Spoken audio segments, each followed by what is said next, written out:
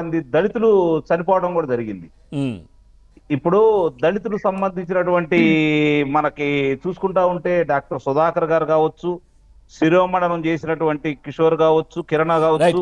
అంకంరావు గారు ప్లీజ్ ఒక్కసారి వస్తాను, ఇప్పుడే వస్తాను. ఒక్కసారి రాజమండ్రి సెంట్రల్ జైలు దగ్గర మా కరెస్పాండెంట్ రాజాబాబు ఉన్నారు. అసలు మరి ఇప్పటి వరకు కూడా రాలేదు ఏంటి, పోలీసులు కానీ లేదంటే ఎట్లాంటి స్టెప్ తీసుకునే అవకాశం ఉంది, ఒక్కసారి మాట్లాడదాం. రాజాబాబు ఏంటి 5 దాటింది, 5 గంటల కల్లా ఏదైతే బోరుగడ్డ అనిల్ ఇటు జైలుకి రావాలి, న్యాయవాదుల ముందు ఏదైతే పోలీసులకు అక్కడ సరెండర్ అవ్వాలి, కానీ ఇప్పటి వరకు కానట్టుగా తెలుస్తోంది. పూర్తి డీటెయిల్స్ ఏంటి? పవన్, బోరుగడ్డ అనిల్ కుమార్ గడువు ఈ రోజు సాయంత్రం 5 గంటలతో పూర్తయింది. అంటే తన తల్లికి చికిత్స కోసం అపోలో ఆసుపత్రిలో చెన్నైలోని చికిత్స కోసము అంటే మధ్యంతర బెయిల్ గడువును అనిల్ కుమార్ పొడిగించుకున్నారు.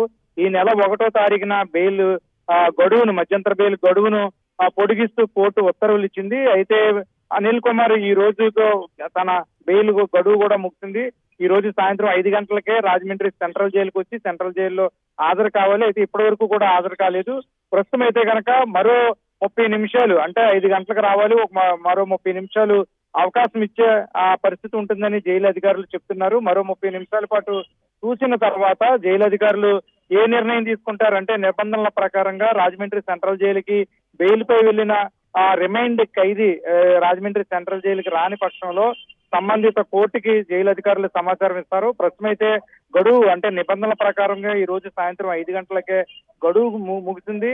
గడువు పూర్తయిన అనిల్ కుమార్ ఈ రోజు ఇప్పటి వరకు కూడా హాజరు కాలేదు. ప్రస్తుతం అయితే కనుక మరో 30 నిమిషాల పాటు జైలు అధికారులు అనిల్ కుమార్ రాక కోసం ఎదురు చూసే పరిస్థితి ఉంటుంది. 30 నిమిషాల తర్వాత జైలు శాఖ అధికారులు కోర్టుకి సమాచారం ఇచ్చే పరిస్థితి ఉంటుంది. ప్రస్తుతం అయితే కనుక మరో 30 నిమిషాలు ఉంది కాబట్టి ఒకవేళ వచ్చే అవకాశం ఉందనేది కూడా ఇటు పోలీసులు కావచ్చు, జైలు అధికారులు కూడా ఎదురు చూస్తున్న పరిస్థితి అయితే నెలకొంది. Pawan, right, thank you Rajababu. Ankamrao garu, అంటే పోలీసులు కావచ్చు వీళ్ళందరూ ఆశాభావం అంటే వస్తాడు, ఎందుకంటే మొన్న అంత గొప్పగా వీడియో కూడా రిలీజ్ చేశారు, మాకు న్యాయస్థానాల మీద పోలీసుల మీద నమ్మకం ఉంది అని చెప్పి.